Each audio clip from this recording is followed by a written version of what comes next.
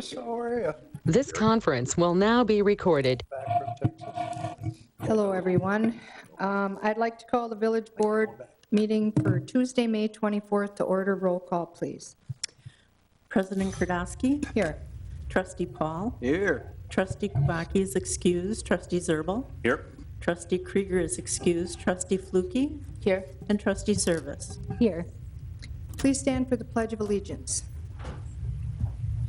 Pledge of allegiance to the flag of the United States of America and to the republic for which it stands, one nation, under God, indivisible, with liberty and justice for all. And please remember our men and women throughout the world in uniform, especially on this tragic day with everything that happened in Texas. So I am going to make a change to the agenda. We are going to remove item H from the agenda. And I have no other additions or subtractions, so if I could get a motion to approve that.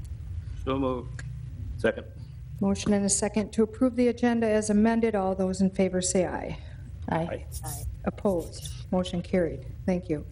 Action on the open and closed minutes from April 26, 2022. Move to approve. Second. We have a motion and a second to approve those minutes. All those in favor say aye. Aye. Opposed? Motion carried. Number 6, comments from the public must be limited to items not on the agenda. Must state your name and address. You are limited to 5 minutes. The board's role is to listen and not discuss the item. Personnel issues cannot be discussed nor individuals named, and the board is not able to take action at this meeting. Is there anybody in the audience who would like to talk on something not on the agenda? Since as of right now there is not, I would like to recognize Senator Rob Coles in the audience. I don't know if you'd like to say anything, Senator. You're more than welcome. Well, thanks for recognizing me. Could you just talk into the mic, just for the people that are online? Yeah, Mary, thanks for recognizing me. I like to stop in on all my communities when I can, when we're not down in Madison, and this is the time of year when I can. And I just want to remain close to the village of Alloway, Ashwaubenon, Howard, Hobart, all the ones around here. And I just want to tell you, I was happy. League of Municipalities, which you're a member, just called me the other day and said they're giving me an award for all the legislation I did this last session that helped communities like this. So thanks for what you do. I was talking with some of your new officials down on this end and congratulating them on all the nifty projects.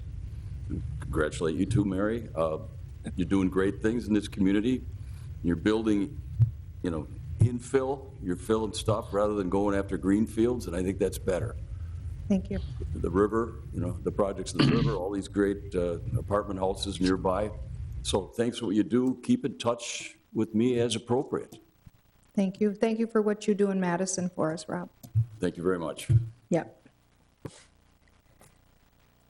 Okay, written communications or announcements. The one thing that I would like to say, there was a statement made about we're having some issues with some industrial noise in our industrial park. I just wanted everybody to know out there that we have been working on this for several months. Our community development director, Aaron, actually went out there on a Sunday and met someone out there to try to figure out where it's all coming from so that we can try to solve this issue. So just so everybody is aware that we are working on it, have been for several months. Anybody else have any announcements? Yes.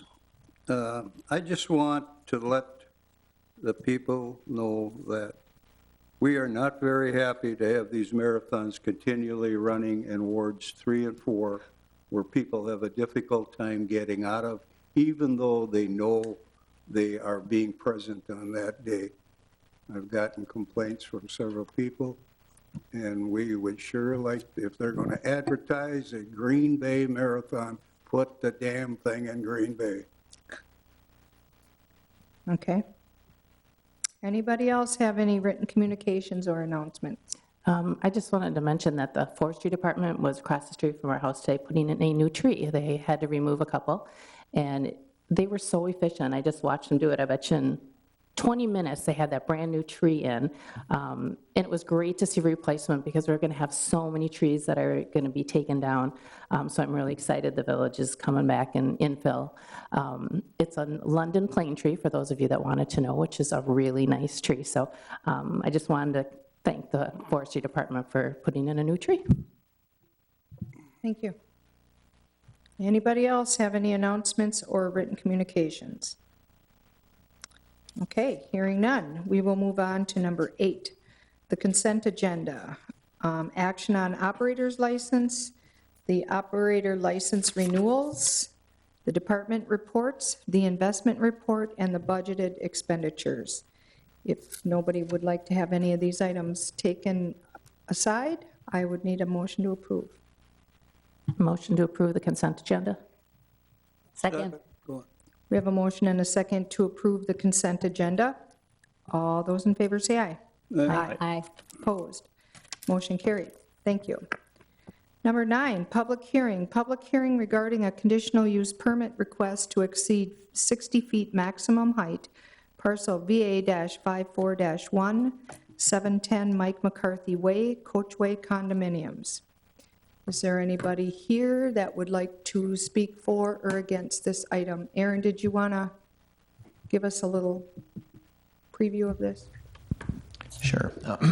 Thank you. The request is from Engberg Anderson Architects on behalf of Parcel Corporation for a conditional use permit to exceed the 60-foot height district that the parcel is in. The parcel is immediately be to the south and west of the bar property on the corner of Mike McCarthy Way and Holmgren Way. The request is to go up to 140 feet in height. For reference, the parcel immediately to the east of this parcel is allowable up to 120 feet by right. When we get to the actual action item, I'll bring up the maps and the descriptions and renderings. Okay.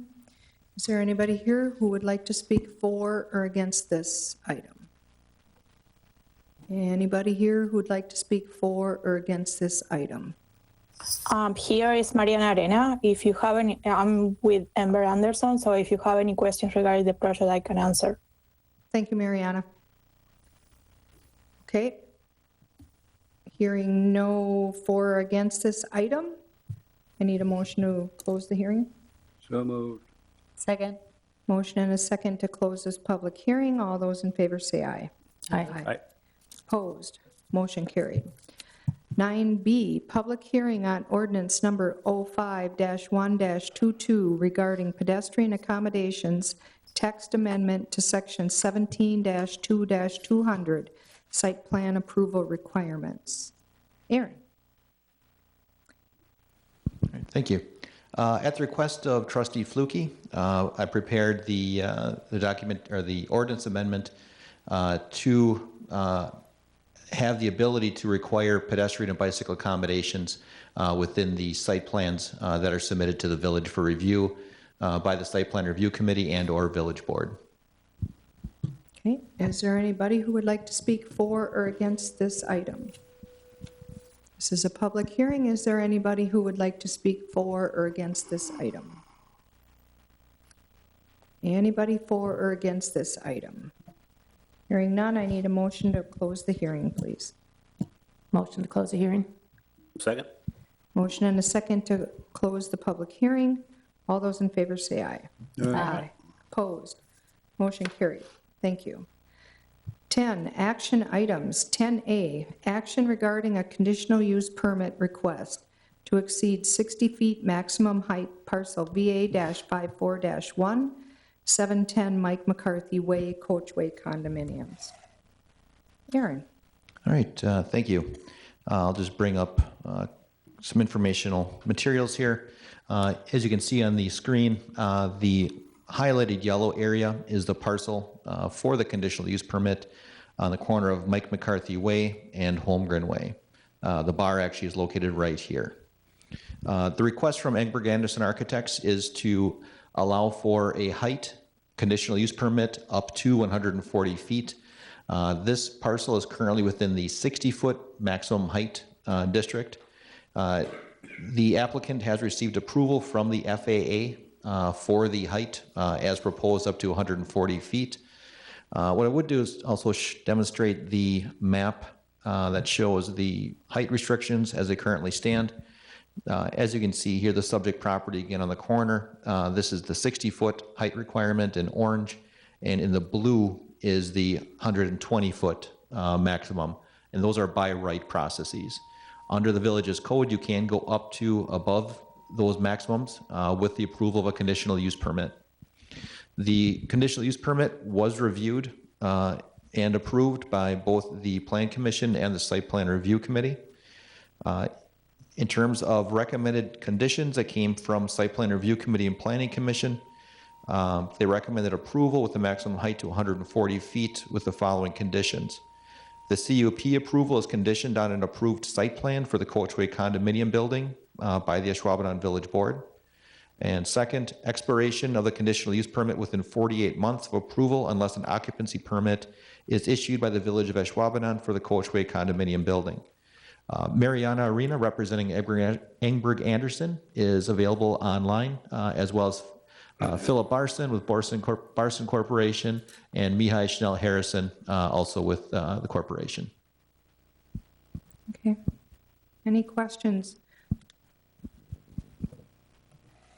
I know at Plan Commission, we made it quite evident that this is all based on the site plan approval, so. As Mary said, being on both those committees, we didn't have any problem doing that. We thought it's a good addition to the neighborhood, knowing it's a sports and entertainment district.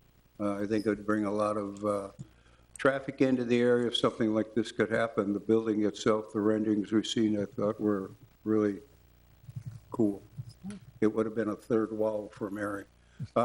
Anyway, I don't see any problem with this. I hope people can understand why we're going that high because of the type of building they're building. So if there's no other questions, I'll move to approve the extension up to 60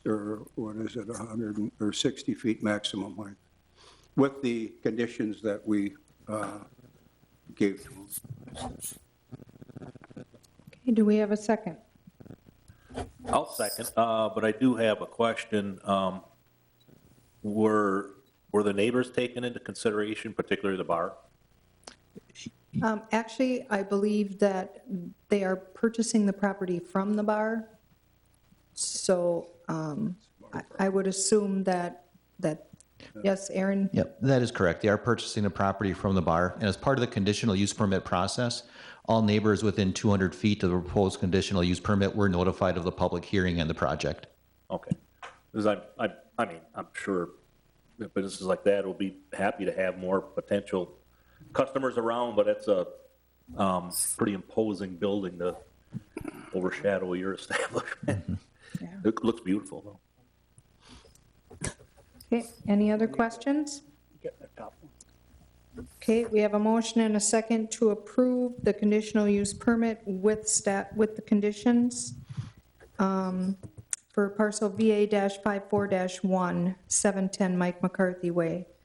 Any other discussion? Hearing none, all those in favor say aye. Aye. Opposed, motion carried. Thank you. 10B, action on ordinance number 05-1-22 regarding pedestrian accommodations. Text amendment to section 17-2-200, site plan approval requirements. Aaron. All right. As mentioned during the public hearing, at the request of Trustee Flukie, we brought forward the proposed amendment to the site plan review requirements, providing for the ability for Site Plan Review Committee to require pedestrian and bicycle accommodations, as indicated on the text, among proposed buildings and two proposed buildings from public rights-of-way. This clarifies the ability for the committee to have that flexibility to provide those accommodations as applicable. If you have any questions, I'm happy to answer them. I should mention Site Plan Review Committee and Plan Commission. Bike and Ped, Site Plan Review Committee, and Plan Commission all recommended approval. Any questions for Aaron? If not, I'll entertain a motion to approve. I'll move to approve. I'll second. We have a motion and a second to approve ordinance number 05-1-22, amending the village code. Any other discussion? Hearing none, all those in favor say aye. Aye. Opposed? Motion carried. Thank you. Okay, 10C, new water facility plan presentation. Doug Martin. Yes, so as you've seen in the department updates the past couple months, New Water has been attending numerous board meetings and council meetings in the area, giving an update on their facility planning document that is used for future budgeting, future replacement programs of treatment plant equipment at their facility, at both the Green Bay facility and the De Pere facility. Tom Sigmund and Brian Vanderloop are here from New Water tonight to provide a brief overview of the facility plan and take any questions that you have. Okay, thank you, Doug. Could you state your name and address for the record, please, also?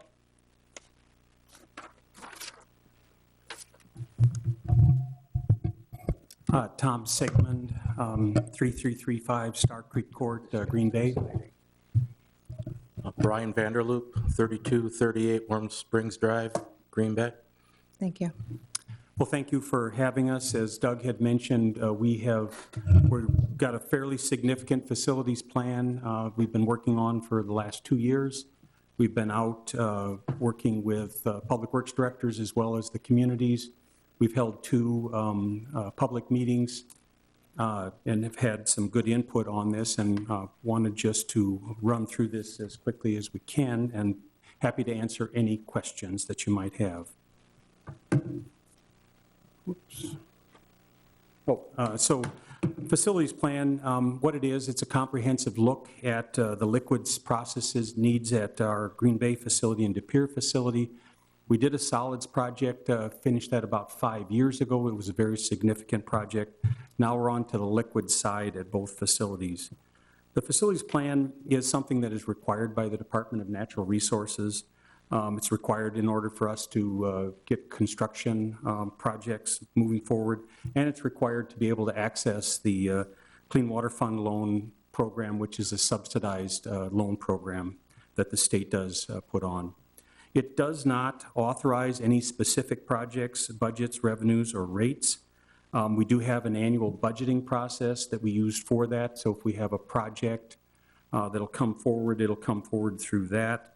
And then our commission will act on any construction projects as we move forward. So the facilities plan is a plan. It lays out for 20 years, but it does not authorize specific projects that are talked about in the plan.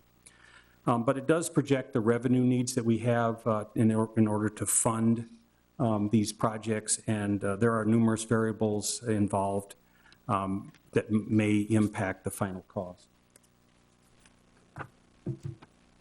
So the facilities plan, it does reflect the shared values of our stakeholders, which are the municipalities, 15 entities that we serve in the greater Green Bay area.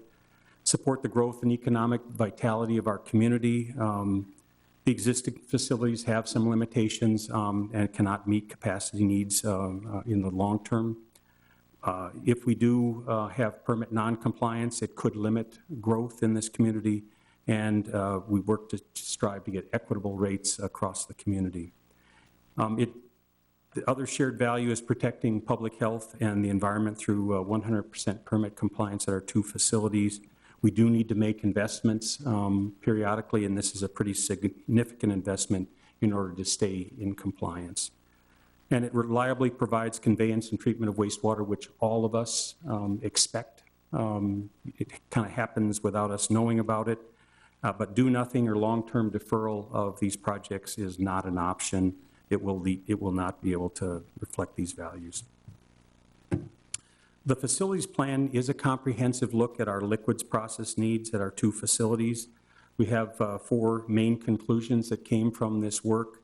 It is most cost effective and advantageous to maintain our De Pere facility, which we took over in 2007. We do need to invest $245 to $370 million over the next 20 years in facilities. In addition, we have another $65 to $100 million in interceptor work that was done through a separate plan, and that's both over the next 20 years. And to fund these projects, we're anticipating increasing revenue, require revenue from our municipalities 5.5% to 7% each year for the next 10 years in order to fund both the capital projects as well as the operation and maintenance. And that 5.5% to 7% is not just for the capital, it's for our entire budget over the next 10 years. So what does drive the investment? Capacity. So the ability for us to support residential and commercial growth over the next 20 years. And then in addition to flows, we have pollutant or contaminant loadings that come in that we have to treat. Asset replacement, we have existing infrastructure that has reached its useful life, and focus on the reliability of that aging equipment that requires costly emergency repair, plus the ability to us not having enough capacity. There is an optimization component as we're doing both capacity and asset replacement. It is focused on energy efficiency, water quality, and resource recovery. It is not the primary focus of this project, but as we bring on new assets, we do look to see how we can make them more efficient and optimize some of our costs. Regulatory, this project is not a big driver. Regulatory is not a big driver right now, but we do need to maintain flexibility to be able to adapt to future regulatory changes which do happen. And as I'm going to tell you, many of the projects that we're doing have both a capacity and an asset replacement driver. So if you look at an aerial of our Green Bay facility, and the different colors refer to different projects at that facility. Green Bay facility projects are primarily driven by aging infrastructure. Most of these assets that we're looking to replace were built in 1975. So they're 47 years old right now, and some of them will be quite old by the time we get to replacing them. There is some capacity concerns at the Green Bay facility on some of the projects that we have to address. If you move on to the De Pere facility, and just by way of location, our Green Bay facility is at the mouth of the Fox River off of Bay Beach Road, and the De Pere facility is also on the Fox River between Ashwaubenon Park and Brown County Fairgrounds. The De Pere facility is primarily driven by capacity needs. We have some issues with not having enough capacity there, but they were built in a similar time frame. The assets that we're looking to replace at De Pere or upgrade at De Pere are early 1980s vintage compared to 1975. So as we plan for these future needs, we need to keep track of wet weather peak flow impacts, infiltration and inflow, that's clear water, groundwater, surface water that's getting into the sewers that is not true wastewater. And we do have some peak flow capacity gaps at both of our facilities. Just an example on that, and it's around our influent pumping. We have to pump the flow out of the sewers from the Green Bay and De Pere facility. Green Bay, it's about 80 feet below ground. At De Pere, it's probably about 45 feet below surface. And the rated peak hour flow rate at both facilities has been currently exceeded. I've got 3 examples on the next slide. This has happened. Current age of the pumps that we have to use for that are about 45 years old. Reliability and just getting parts it continues to be a concern. At the Green Bay facility, these pumps are very large, 28,000 gallons a minute. When a pump like that needs to be repaired, it can take well over 3 months to rebuild it. And if pump is out of service, the wet weather flow can exceed our ability to pump, which could lead to sewer backups as a possible outcome. And then as well, downstream processes from this high flows can be significantly impacted. So we're looking on an example kind of in that urgent need around influent pumping. Our rated peak hour flow rate when you combine the two treatment facilities is right about 160 million gallons a day. Normally, we treat around 40 million gallons a day, so that extra 120 million gallons a day is all clear water that's coming into the system. And you can see on three days, and one of them was a lot longer, in March was a lot longer than a day, we had peak flows that exceeded our rated capacity. Now, the rated capacity per DNR assumes that the largest pump is out of service. So how are we able to manage those flows?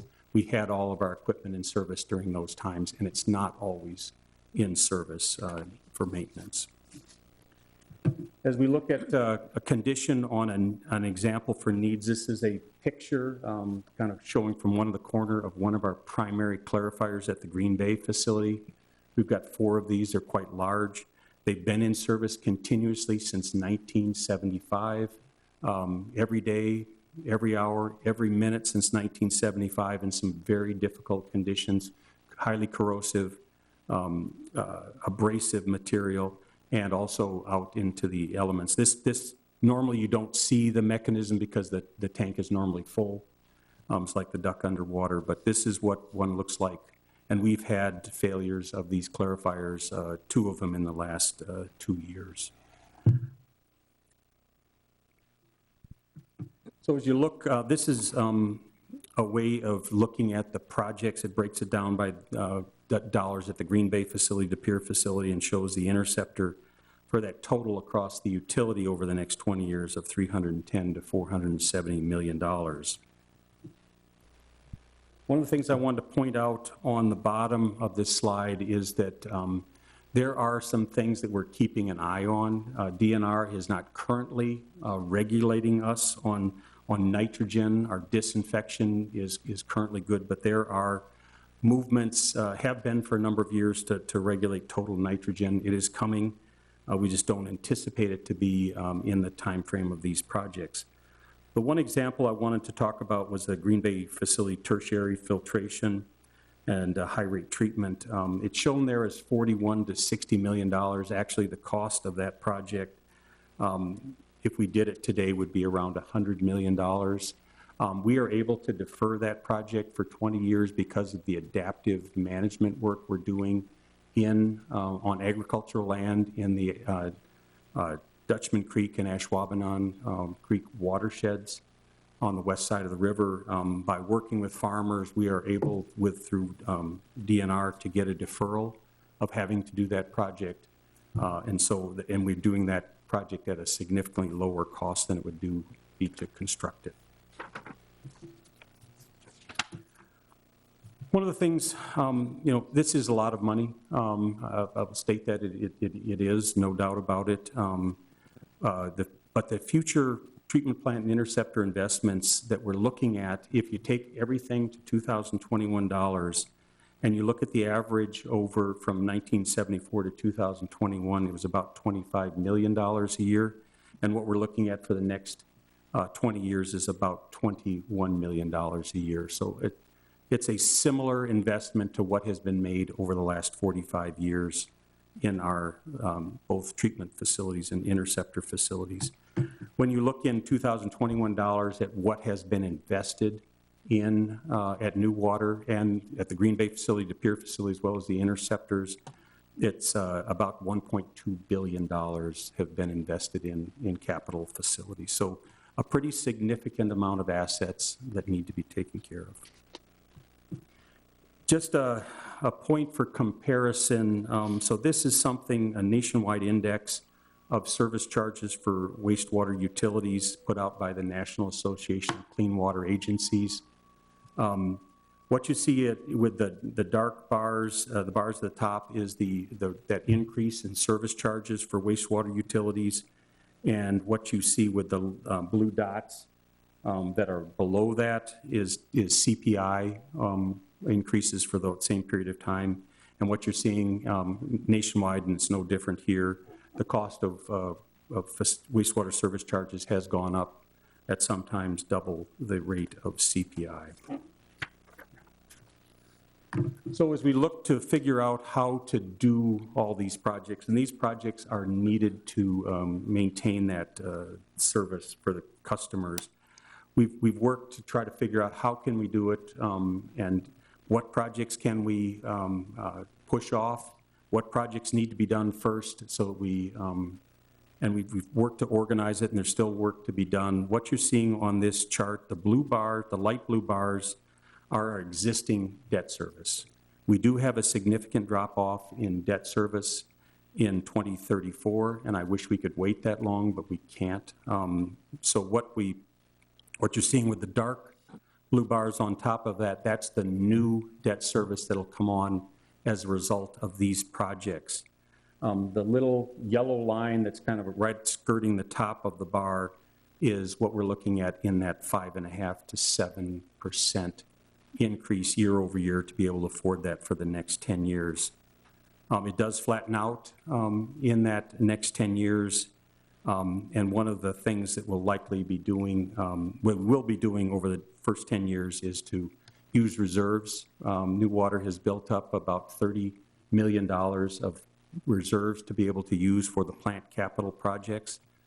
We will use those reserves to make sure that we stay consistent increases, and it can bring down some of that 5.5% to 7%. To put things in, and to put things into context, Brian and his team have looked in general, this is across our communities, for new water services, not including, say, the village of Ashwaubenon's cost for sewer service, but new water's cost. For a typical household, it's about $23 a month for that service. Looking at, if you look at that 5.5% to 7% revenue increase, and you look at for 2023, that means that $23 a month is going to increase by somewhere between $1.30 to $1.60 more per month for those services that New Water provides. And that certainly it will increase each year for the next 10 years. So it's not just one time. That's per month, per year. Per month, per year. Well, the $1.27 will be per month for an entire year, and then the next year it'll go up by another 5% to 7%. Right. It doesn't go up each month. That an increasing amount, but I think we're on the same page. So as we're wrapping this up, the facilities plan does, it's intended to represent the shared values of our stakeholders for growth, economic vitality, public health and 100% compliance. So what's on for the next steps? We do have a commission meeting, a New Waters Commission. We have an update plan for tomorrow at our regular commission meeting. We do need to have a public hearing, and that is likely to be scheduled and held in June. And then the commission, assuming that the public hearing goes well, commission is so inclined, they do need to adopt the facilities plan through official vote. And that would likely occur, I've said June or July, but we're likely thinking in July at our commission meeting. And then once our commission adopts the document, it does need to be submitted to the Department of Natural Resources for their approval. That's likely to take 3 to 6 months to obtain DNR's approval on the facilities plan, and then we will move forward with implementing the facilities plan. We've had quite a bit of communication with our customers and stakeholders, and we will continue to do that for the foreseeable future as we look to implement the projects. We will do an annual review of our capital improvement plan every year as we move forward. things are going to move plus and minuses, and we do have the ability to make adjustments as projects the cost becomes an issue, or we have a priority. You can go to our website, and you can see on the website at the, just see all the information. We did have a couple of public meetings, one in Howard and one in Alloway, and the question and answers transcript of that is also out on the website. So that is all that I have. Answer any questions that you might have. I have a question. So the slide that had the millions and dollars that you need for, Farther back? that is to, you said you're going to maintain the De Pere facility, and then it's to maintain the Green Bay facility also? There's not like a new facility being built somewhere? No, we are not planning to build any new facilities, and for the most part, there are some new unit processes at the two facilities, but for the most part, say for the primary clarifiers, we'll retain the concrete basin. It'll need some repair, but it'll primarily be the weirs and the mechanism, mechanical and structural elements of that that need to be replaced. But no, we've got two treatment facilities we're not going to have anymore. So Doug, I have a question for you. Many years ago, we had a meeting in this room about a project. Have I been here that long that this is another, we have to do it again? Yeah, the project we were talking about probably 10 or 12 years ago was the beginning of the solids management project, Yes. the R2E2 project. Okay, yeah. This one deals more with the liquids end, the flow end of it. Okay, thank you. So Tom, if everything goes as planned with the way you set it up, when do you anticipate any construction starting, and when would you anticipate the increases for the residents? Are we talking 2023, or do you have an idea on that yet? The construction for the projects, we are looking to possibly bid our first project maybe in January of 2023. Construction would likely start in the spring of 2023. That project is likely, it's a clarifier project. That's the first one. It's probably going to take 3 or 4 years as they kind of work through, because we can only give them, 1 or 2 clarifiers at a time. They work through it, so it's going to take a while. The rates, so we are looking built into 2023 budget. At this point, we're putting together a budget to start that 5.5% to 7%. We are required, per the DNR, to collect the money the year before we actually have to pay debt service. So it's just, we'll get started, but that clarifier project that's going to probably take 3 or 4 years to build, it's like a construction loan. We borrow the money and we pay interest only until we get to the end, and then we start paying principal. So it's going to build up slowly, but it is going to build up. Thank you. So that big jump, the $23 a month, that's not going to happen until when? No, that's what Well, they're paying. you're already paying, in general, $23 a month per household. That's Oh, okay. And depending upon the community, a typical resident or typical household might be paying $32 for the sewer service. So that wasn't an increase, that's what we're already. No, that was where we are right now. Got it. The $1.60 to, yeah, that is the increase. Okay. You're charging $23 a month per household. You will raise it to approximately 5.5% to 7% annually. Do you have any other means of revenue besides the households that you charge? New Water receives all of its revenue from the rates that we charge for sewer service. We have, typically, it's charged through the municipalities, whether it's a commercial industry or a industrial facilities. So we do have industrial facilities beyond residence or commercial. We do have two industries that they are through the city of Green Bay, but they have a separate agreement with us, and that is Green Bay Packaging and Procter & Gamble.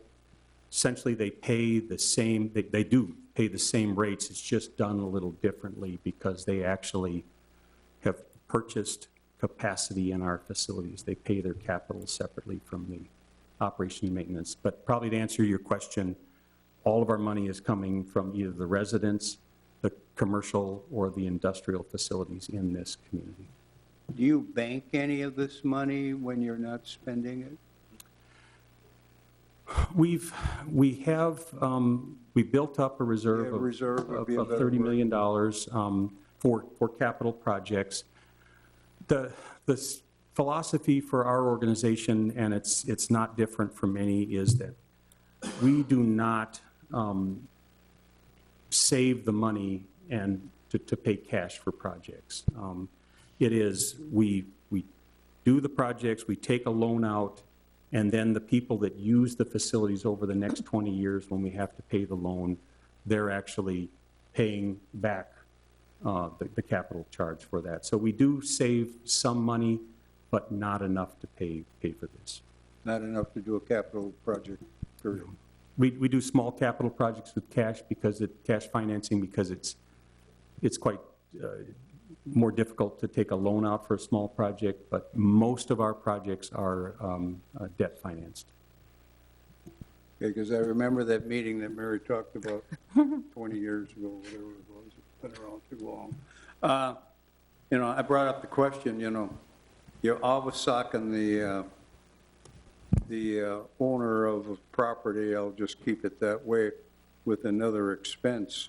You know, in business today, you probably have a savings account or money set aside for capital projects. And that hasn't changed in your philosophy at all. It's not the approach that we've used, and if we were to collect the money, kind of double collect, if you will, because that's what we'd have to do. We'd have to pay the debt service and collect money for the future replacement. We're limited in our ability to invest that money, as we should be, by the state of Wisconsin. So the return on those investments is really quite low. And we've primarily, it's been conversations in years past with industries that have said, look, guys, when you need the money, we realize you're going to take out a debt, then come get it from us when you need it. And that's a philosophy that's been used, and it's not inconsistent with other utilities across the country. I'm not sure if this one's for you or for our department head, but, so you're only, this project only deals with the liquids. Is there an increase that's going to happen on our bills because of the solids too? That's already happened.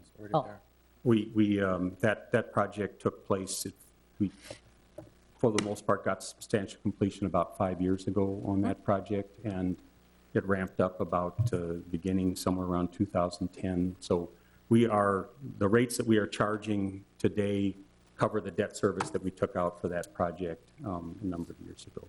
great. I didn't even notice. Kelly, for a point of reference, on a sewer bill in the village, the amount that Tom is talking about is about 70% of your sewer bill is the treatment charge, what Green Bay Met charges for treating wastewater. The village's O&M for cleaning our sewers in town, repairing our sewers in town, things of that nature is about 30% of that bill. That isn't very different than any place else. Some smaller communities have their own treatment plants. You generally see a little bit higher cost for sewer in those areas because there's a smaller base from which it draws from. Okay, thanks. But in terms of the rates, just a quick comparison. We talked about it, it was last year or the year before, the solid waste rates in the building of the new landfill. Similar type similar type process where when there was excess, there was a fund that can store that money, and it's used to nibble down the rate. It doesn't drop the rate, but it nibbles down the increase when it can. So it's a similar process that New Water is doing here. We hope with that 5.5% to 7% increase each year for 10 years that we've set out the worst case. Hopefully inflation does cool down, because that is going to be difficult. But a couple of things that are out there that will reduce that amount. Again, depends upon where inflation goes. But in this community, the larger community, it grows by about 0.75% each year. So that brings in more people, more flows and loads to be able to help pay for that.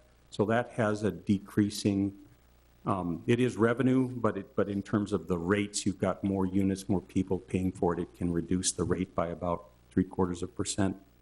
And what we haven't factored into that is the use of the $30 million of reserves. We just haven't brought that into the equation yet. We're going to use it with the impact to both smooth out and hopefully reduce that. But we've said the 5.5% to 7% we believe it covers the gamut for us, and we want to just kind of get people prepared for where it's going to be. Okay. Any other questions? Tom, I just have a question on how you're keeping our public works directors throughout the communities involved in this and informed, because they're going to get the questions. And obviously, as Gary already said, the municipalities are the biggest consumers that you have, our customers, I should say. So how are you making sure you're keeping them involved in the process? So we've had quarterly meetings with our public works directors. We have done for the last several years, and not all of them are able to participate, but we do provide updates on a number of different projects or a number of different issues that we're facing, and we do that on a quarterly basis. We did meet here in this building, probably it was sometime in March, with all the public works directors. They invited us into one of their normal or regular meetings, and we had a very robust conversation for probably 2 hours on this, kind of talking about the details of it. So we realize that you as communities and public works directors are on the front lines from residents. They do not distinguish your cost from our cost, and we hear this, so we try to provide as much information as we can. We've tried to keep our website up to date. We've offered, if you need things to go into your bills, stuffers or whatever you need, that we'll provide that as much as we can. We fully intend to take responsibility for this, but it is a partnership that we have with the communities. So Doug, then a question for you. Is there anything else they could do to keep you guys more informed? Do you think it's been going pretty good, or any requests that you would have? To be quite honest with you, about 10 or 12 years ago, the sewer rates were level for a long time because there wasn't any need for any upgrades. And the solids management project was the first one that came along 10 or 12 years ago. And I think everybody learned a big lesson at that time in terms of when rate impacts of that nature. And this is not what that was. That rate impact is not what the R2 R2, that was much bigger. But that started the formula, or that started the program that we currently run with New Water, whereby we meet with them on a pretty consistent basis, as Tom mentioned, to go through a myriad of topics. We go through the budgets each year because that's what we do. Our lives are kind of this stuff. So we get involved just to understand how it's needed, when it's needed. There's questions, there's pushback, just trying to understand it all and schedule it appropriately so that when it does come through, nobody likes to hear about it, nobody likes to see it, but that it is warranted, but that there's also processes and ways in which they're funded to try and make the impact as little as possible. We start tossing around percentages. Again, that's That's percentage of revenue. That doesn't mean necessarily your bill goes up 5.5 to 7%. We're doing that right now on the water end. We've been talking for months that we're in for a water rate increase, and the revenues need to go up 20+%. That does not mean your bill goes up 20+%. It means that the revenues need to increase. The actual percentage your bill goes up is less than that. That's what's a little scary sometimes when you hear percentages, because you take it and the easiest thing to do is just multiply it onto your bill. Well, that bill has a number of different factors in it, so you have to be cautious in doing so.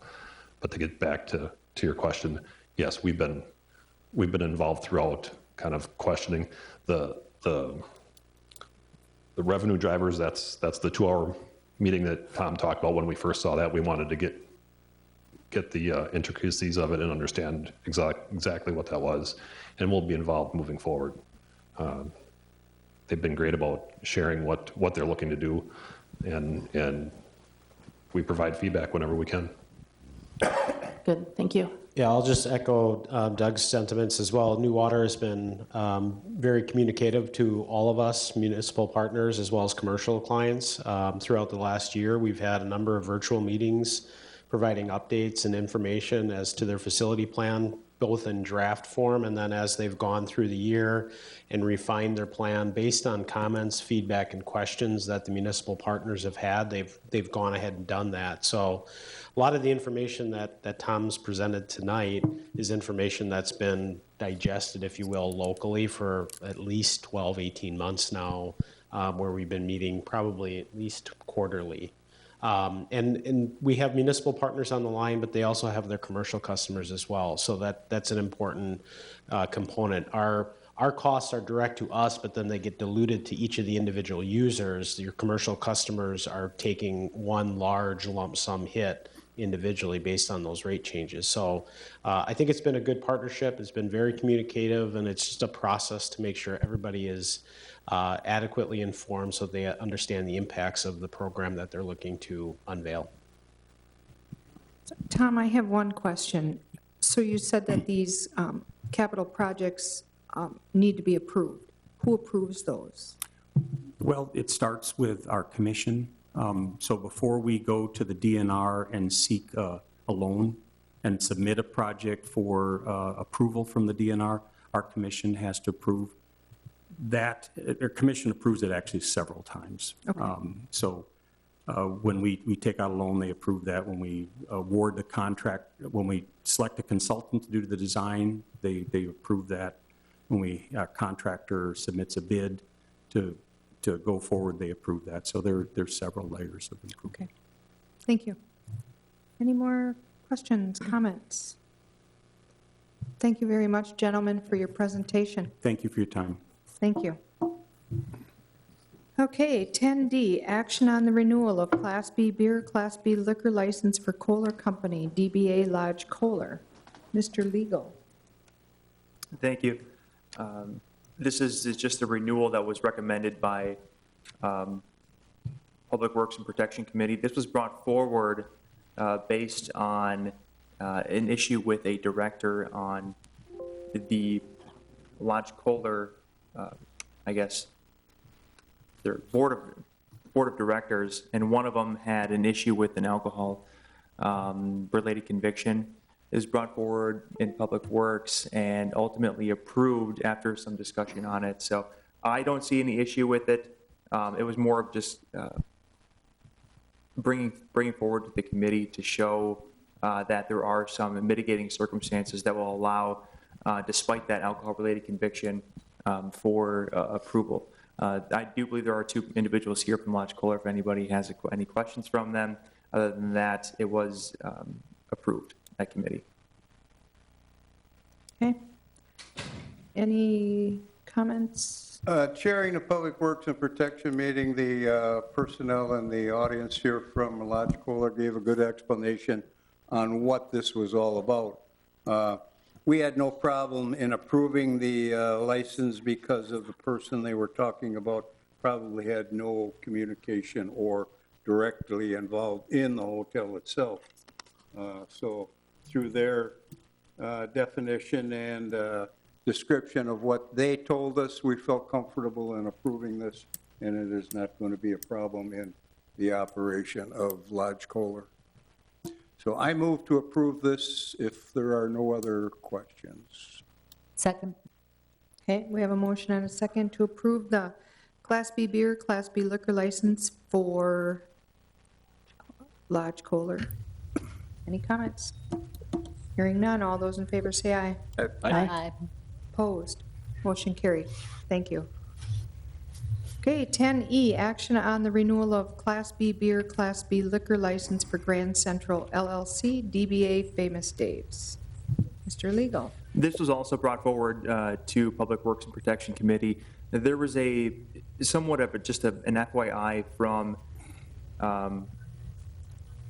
Famous Dave's indicating that it is currently closed right now, but they're requesting their alcohol license to be renewed. The issue comes when a liquor license establishment hasn't been operating within 90 days. It's subject to non-renewal or revocation. They are requesting that their liquor license be renewed. I think it'll help for sale of the property. I think as of right now, my understanding is they are either planning to reopen or trying to reopen, or in discussion with a possible sale of the property. With that being said, there weren't any issues with that. It was more of a just bring this forward to committee to let them know that that's possible. If it isn't up and running, maybe in a few more months, then the village at that time can can consider its options.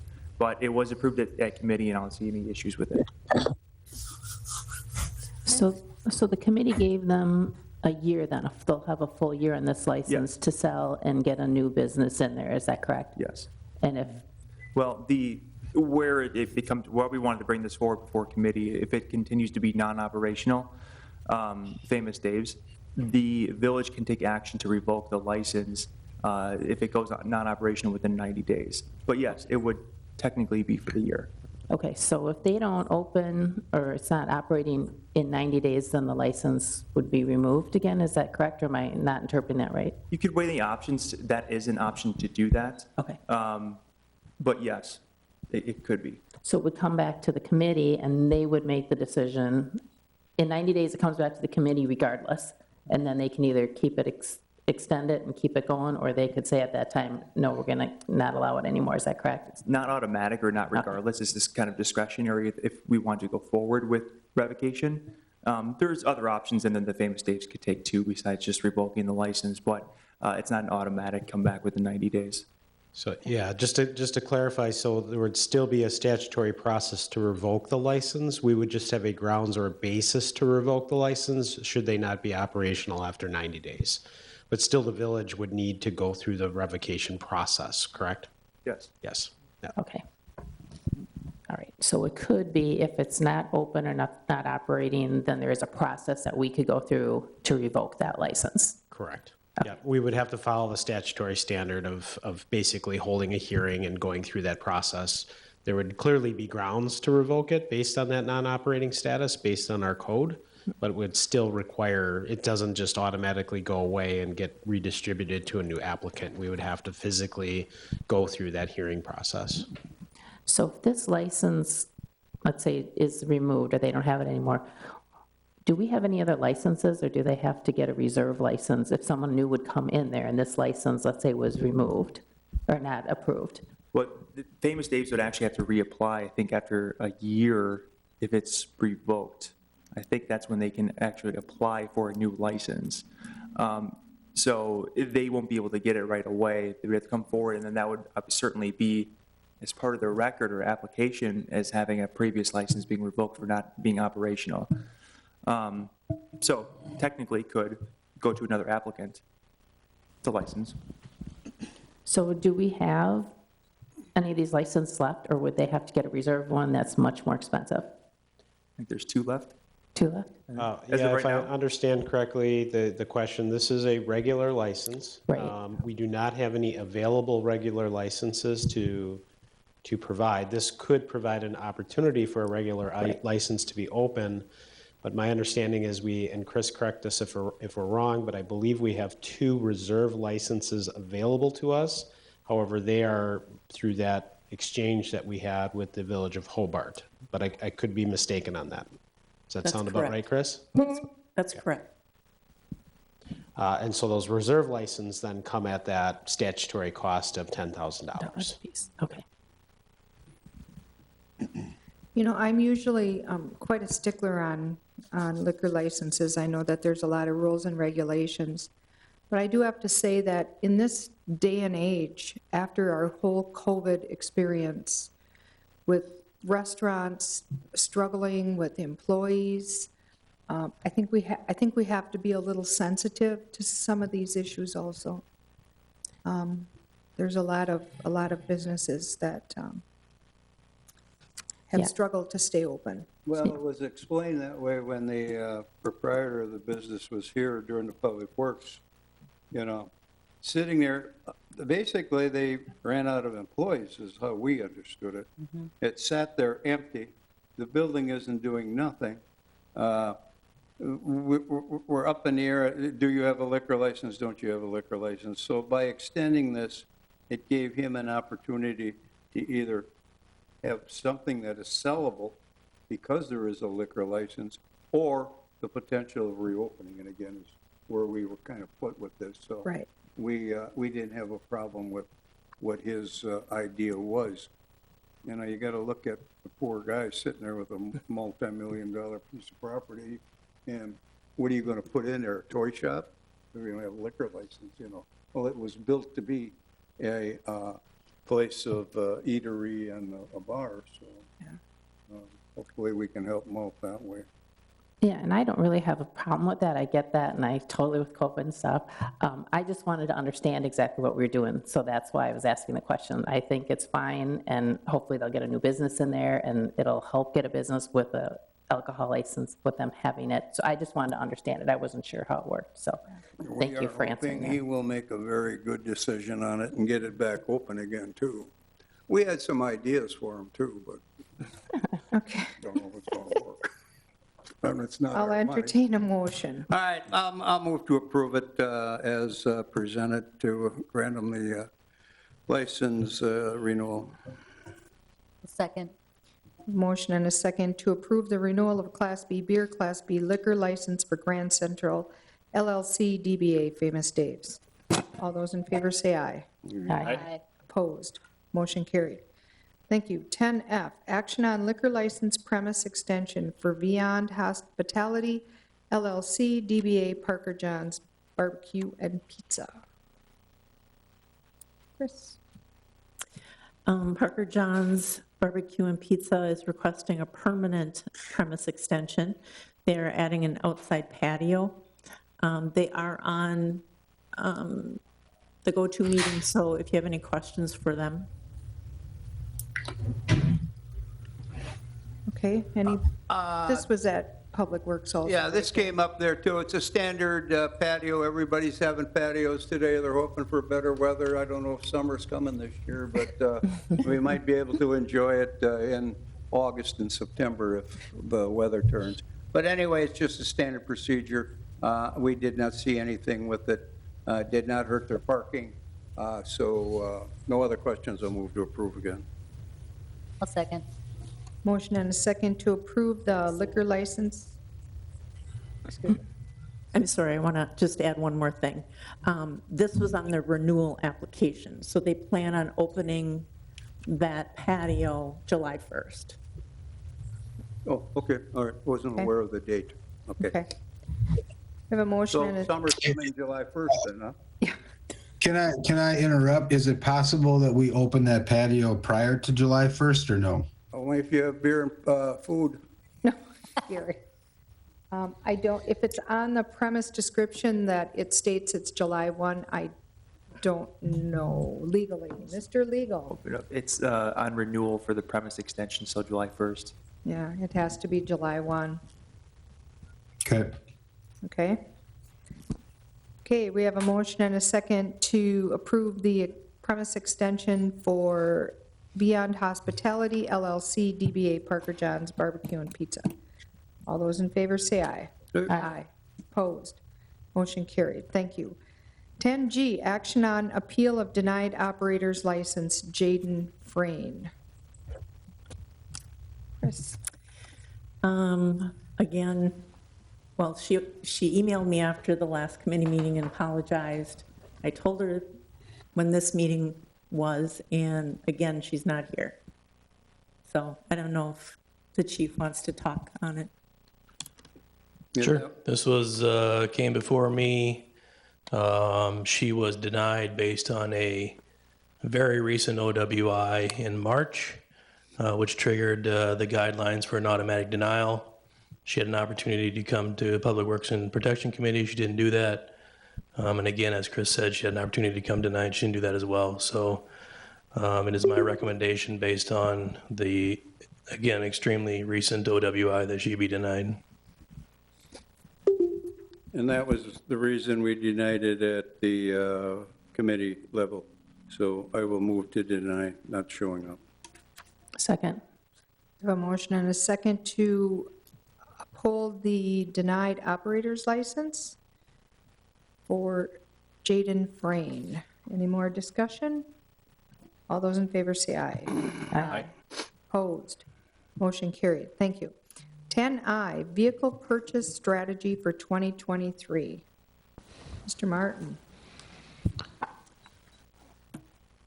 As everybody knows, if you've been out looking to purchase vehicles, it's been pretty difficult. That extends well into fleet purchase vehicles for government agencies, even further when you start getting into a little more specific type vehicles, plow trucks, dump trucks, garbage trucks, public safety vehicles, things of that nature.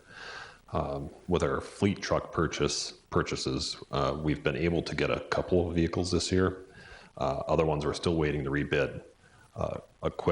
It's funny as in not ha-ha funny, just funny in general, in that we got word last week from the state contract that it was going to be opened up this Thursday for some fleet pickup truck purchases. We were excited for about 5 minutes because we pulled our specifications together, sent them in so that we could get what the quotes would be. And we had put in one of the quotes. They said they could provide a number for a 3/4 ton pickup truck. It was one manufacturer that was opening up for providing vehicles. And we had purchased a 3/4 ton truck 2 years ago for about $36,000, $37,000. The quote came back at $58,500. That's why I say ha-ha, not ha-ha funny, just a funny incident in that the costs are increasing dramatically because the market is cornered, if you will, on these fleet vehicles. We aren't going to purchase the vehicle, obviously, for that price. We're going to have to wait until more of the suppliers are available out there so we can re-quote on these items. What we're discussing more here tonight is, if you remember when Highland Ridge Estates went in, as that developed, that was going to push our need for a final garbage truck here at the village. What we don't want to do is get ourselves in the position where if that truck is 18 to 24 months out and we purchase it at the tail end of the development, we also hamstring ourselves that we're not able to provide the service because we're going to be down a vehicle. Similar type situations can happen in public safety, park and rec, where there's vehicles that are slotted for a certain time frame, that if those vehicles become available, that you can put your name on it, if you will, we'd like to be able to bring that back to the board for approval. Every department develops its 5-year vehicle plan. So if there's a 2023 budgeted vehicle that comes available, or there's going to be availability to put your name on it in 2022, still have it go through the budget process, but at least get your name on it. We'd like the flexibility to come back to you to do so. Does that make sense? It's a confusing topic. We've never asked for it before because we've never had issue.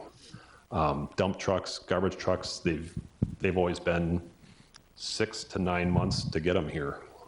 We have 2 dump trucks that we purchased in December of 21. We should get them roughly March of 23 when they're all said and done. we're trying to be as flexible as we can on getting our names on some of these pieces of equipment when they're available so that we can purchase them in an acceptable time frame and get them on the road. You know, one of the things that I want to say about vehicle purchasing within our budget, our finance department and the department heads have always done such an excellent job with this. We don't bond for any of our vehicle purchases, which is very unusual. Most municipalities bond, and we don't. So, you know, they're comfortable with doing this. I'm comfortable with doing this. So, anyway. And if I could just add, well, for vehicle purchases, we have a 5-year, even 10-year plan on these. So what we bring to the budget this year is something that's been slotted for this time frame for the past 2, 3, 4 years anyway. And we work well together to say, okay, you know, public safety needs an ambulance this year, we'll hold off, we'll get the dump truck next year. So a lot of these purchases that Doug's referencing are things that we will put in the budget and in all likelihood would get approved just because of the timeline. Most of this equipment's already pushed out, maxed out in its life. We don't replace stuff after 5 years. These dump trucks, some of these might even be older than me. Some of this equipment, we've got some stuff that's still from the 70s back there, which is great. You know, the guys do a great job. But so essentially what we're doing is saying, hey, we'll run it through the budget process, but if we could get a little head start on this, knowing that in all likelihood, something that was already slated to come into the budget this year and has been in that slot for the last couple of years, we'd have the permission to do that now, to get a head start. Not adding any equipment like, oh, let's go nuts and get stuff that we never had planned to get. That's not at all what we're doing. It's just following our long-term plan. So have you guys talked to any of the vendors about doing this, like almost reserving vehicles or reserving what you need, knowing that the budget isn't necessarily approved for that? Are they willing to go there with you guys? Is that what you're talking about mainly, doing it in that manner? Or? Similar. Fleet pickup trucks, the pickup truck market right now, the pickup truck market right now for fleet vehicles is so dry that we wouldn't be doing it for that. It's going to be on some of the little bit larger purchases, and those suppliers realize the issues out there right now. They realize that they need to get information out to us soon so that those things can be reserved. There are market increases that occur every 6 to 9 months that we try and avoid, because then if you get into a new model year, they bump the price up again, and we're trying to avoid a number of those things by doing this. It's a really unique situation. I keep coming back to the fleet pickup trucks. There isn't a lot of money made in purchasing fleet pickup trucks. They want to sell the trucks to Joel and myself and Greg and everybody else, that the private citizens, because they can put a lot of options on them and they cost a lot more. And yeah, I didn't mention you, Greg. I didn't mention you, Rex. I know what you drive.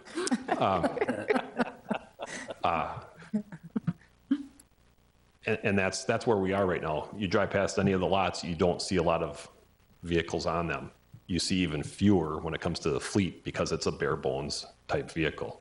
So we wouldn't be approaching you with that for these. It would be a little bit on the bigger ticket items. Same thing with public safety. They've got some squads that are, those are more unique and may require that type of flexibility. I think what we ultimately wanted to do is bring this forward to the board for consideration, recognizing that in today's market, we have to be wholly flexible as it relates to fleet vehicles and equipment. So when we work with a vendor, they're going to view it as if any other purchase, right? We're going to enter into a contract, we're going to purchase that vehicle or order that vehicle for a future delivery date based on their assembly timeframe. At some point when those vehicles become available to us for those future year purchases or delivery dates, we're going to bring those back to the board, and ultimately what we're looking for tonight is that blessing to kind of do that, recognizing you're more or less making a commitment to purchase future vehicles without absent of having the formal budget adopted, right? And so you're kind of saying, yeah, we recognize our current condition and situation. Staff keep working on trying to allocate those resources We'll bring those forward, get approval, recognizing there's a commitment then by the village, even though the budget hasn't been formally adopted. So we're still going to purchase those vehicles. We just, as Greg had alluded to and as Mary had pointed out, we bond for those vehicles. We're not going out looking for new equipment. We're looking for replacement equipment. So by and large, the equipment that we're replacing has been fully depreciated, and there's a value of money available to make that replacement. So again, it's just kind of a change in philosophy to provide a little bit of flexibility from the board's perspective to requisition those assets and then commit to that prior to a formal budget being adopted. I'll make a motion that we approve the vehicle purchase strategy for the 2023 vehicles. I'll second that. I think it's good planning. I give you people a lot of credit for looking for the future of how we can save that money from $38,000 to $57,000. Okay, we have a motion and a second to approve the vehicle purchase strategy for 2023 vehicles. Any more questions? All those in favor say aye. Aye. Opposed? Motion carried. Thank you. 10J, review and approval of Resolution R5-1-22, approving the Village of Ashwabnan review of the 2021 Compliance Maintenance Annual Report, Cmar, pursuant to Wdnr 208 Compliance Maintenance Resolution. Mr. Martin.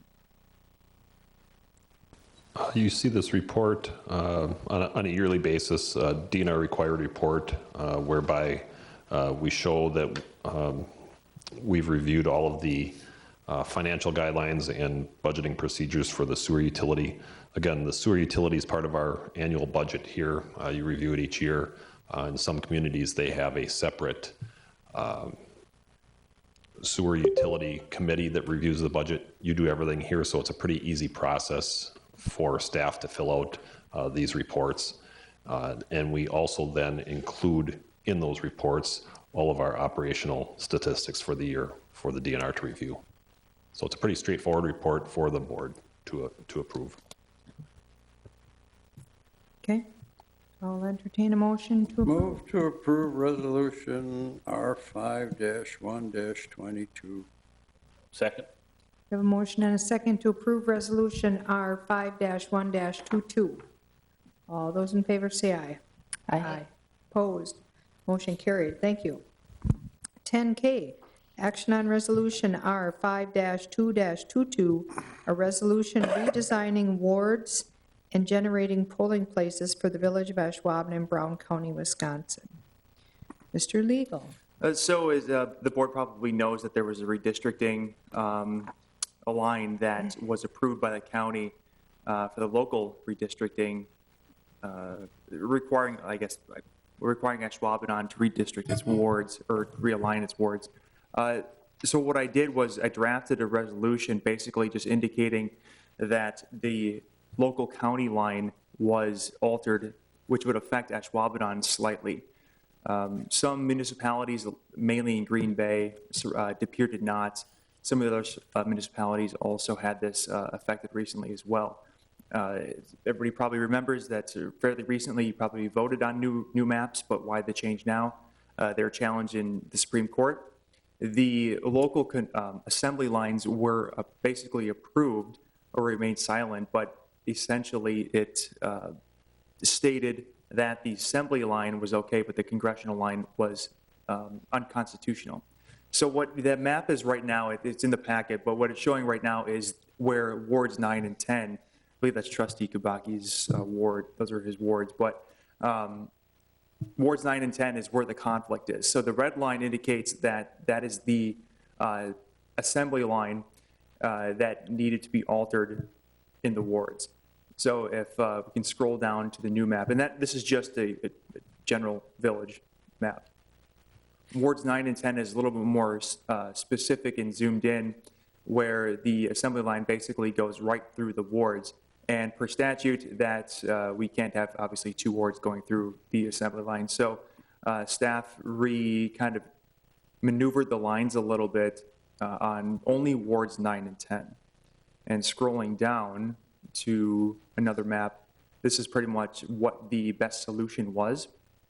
It does not affect any other ward in Ashwaubenon besides 9 and 10. And essentially it just shifts 10 down and then 9 above the line slightly. And that is just a general, I guess, map of the entire village. But if we zoom in on the second map here, this is the last map. This is in compliance with the state boundary line and making us state law, making us compliant within the state law.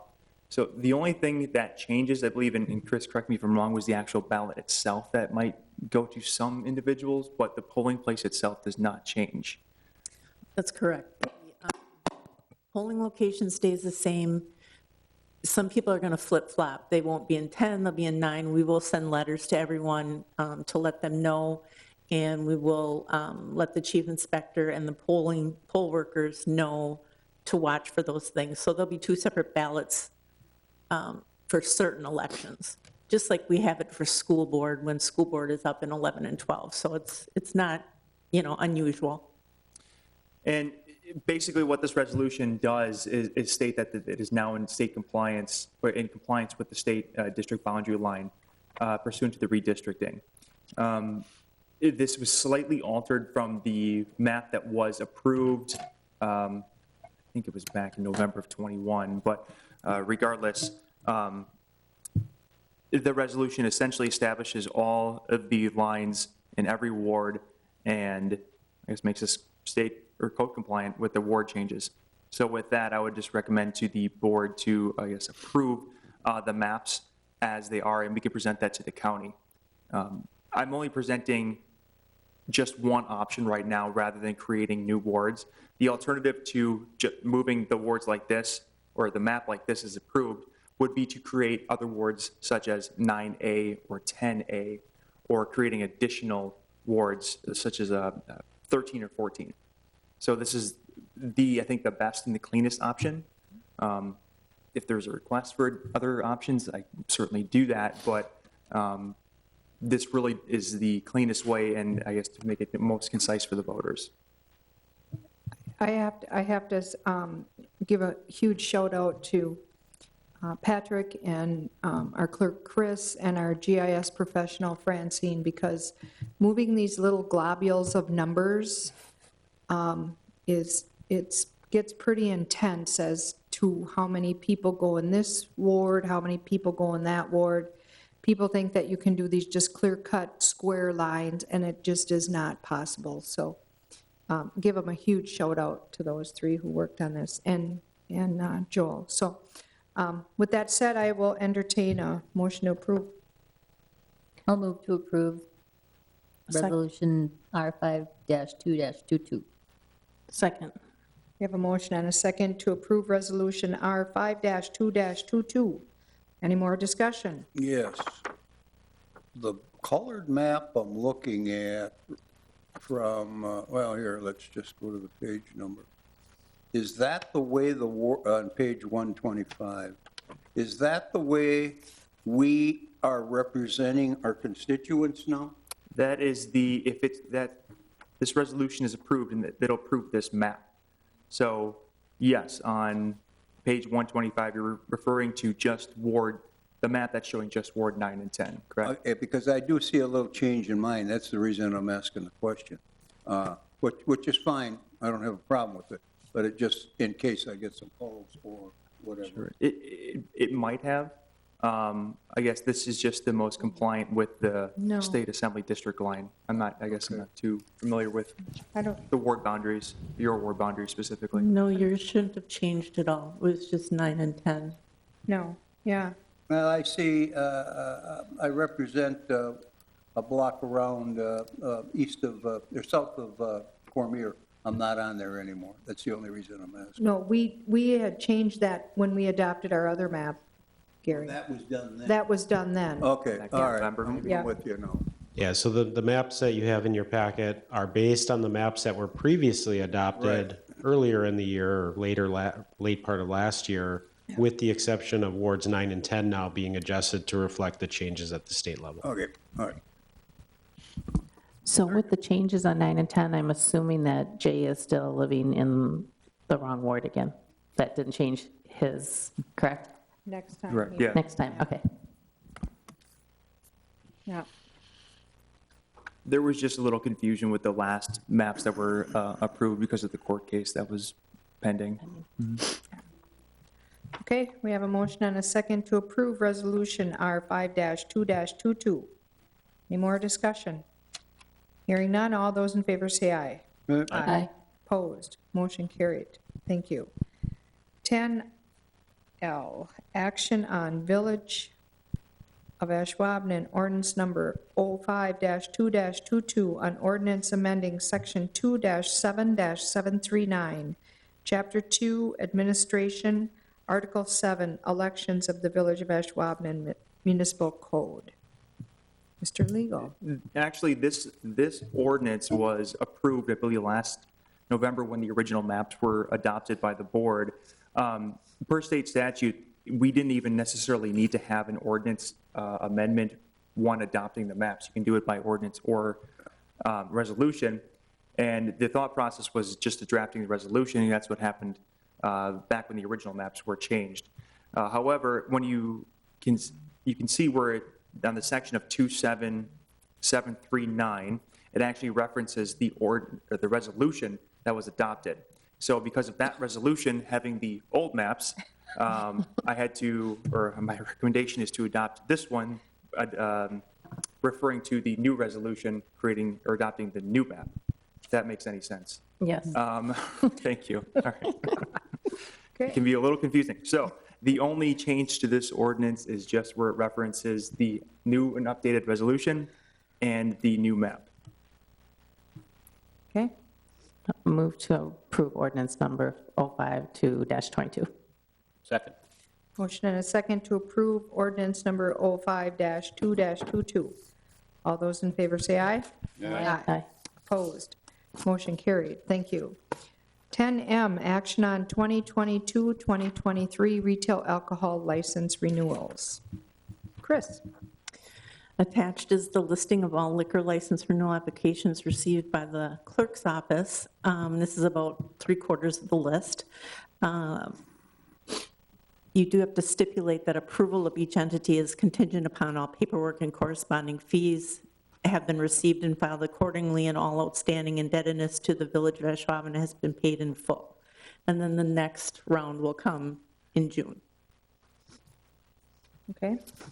Mary, I'm going to abstain from any discussion or vote on this matter. Okay, thank you. Anybody want to make a motion? I'll make a motion to approve the 2022-23 retail alcoholic renewals contingent upon all paperwork, corresponding fees, and outstanding indebtedness to the Village of Ashwaubenon is paid in full. Is that a Second. Okay, we have a motion and a second to approve action on 2022-2023 retail alcohol license renewals with all fees being paid. Any more discussion? All those in favor say aye. Aye. Opposed? Motion carried with one abstaining. Okay, thank you. 10N, discussion and possible action amending the Village of Ashwaubenon comprehensive pedestrian and bicycle plan to include pedestrian improvements to Borvan Street, Borvan Avenue. Joel. Okay, thank you, Madam President. This particular item was born out of discussions and prior approvals by the village board as it related to the Berkshire project, which is an affordable senior housing, workforce development housing project that fronts along Borvan Avenue as well as Mike McCarthy. As part of that project, there is sidewalk planned for their portion or their parcel as part of that overall project development. And through that, again, the board had approved previously the extension of pedestrian improvements from that site to Mike Van Park. As a result of some changes in the performance agreement between the village and the developer, some of that portions would be potentially removed from a future development agreement. And with that being said, in order to incorporate that into a project plan for the village, it was important to include an overall project scope within the village's pedestrian bicycle plan. So this particular item went back to the Pedestrian and Bicycle Committee. and they recommended at their May 9th meeting to include sidewalks on both sides of Borvan Street Avenue from Dove Street west to Oneida. And essentially what that will do is just place a placeholder, if you will, in the comprehensive plan, so that in the event that improvements are made to that street or that road, or there's a desire and funding available to incorporate sidewalks on both sides of that street, to not only support the Berkshire project, but also future development within that corridor. If you're familiar, the Hampton Inn is planning a hotel that will also front Borvan Street, and so the committee felt that it was important to extend sidewalks on both sides of the street. Since the Hampton Inn would be on the south side of Borvan, Berkshire would be on the north side of Borvan, and both developments span that section of improvements that were identified between Oneida Street and Dove Street. So no planned improvements to date are scheduled. Again, the amendment tonight will just make sure that there is a placeholder included in the comprehensive plan, so that in the event future site plans are presented, or there's a reconstruction or an improvement to Borvan Street Avenue, then those improvements can be made at that time. So with that, I'll answer any questions that you might have. As the last sentence says in a paragraph, improvements will not be installed until such funding allows for of the existing street or during full street reconstruction. So nothing is planned now till progress moves forward in the streets construction. Correct. The approval tonight is more or less amending the plan to identify the scope and the length of the project. A future action would be necessary by the board to fund the project, so that would require an additional action at that time. All right, I'll move to approve the what are we approving here? Whatever we're approving on the sidewalk there. You say it, Mary, you know all the big words. Okay. Do we have a second? I'll second. I don't know what he said, though. Yeah. Sorry, Gary. I have a motion and a second to approve and amend the Village of Ashwaubenon Comprehensive Pedestrian and Bicycle Plan to include planned sidewalks on both sides of Borvan between Oneida Street and Dove Street. Any further discussion? I just have one question. So if we have a new development coming in on that street, this is saying, or what Gary had said, it's till the street is totally redone. But can we require with this verbiage to go back when Aaron's meeting with the developer and saying, we would like you to put sidewalk in because this is what's planned on this road? I think based on the action that you've had this evening as it relates to the ordinance amendment for site plans and then the amendment that's occurring here in the bike ped plan, there's enough justification then to require the sidewalks as part of a site plan approval process that would go along that corridor. Great. Thank you. Okay.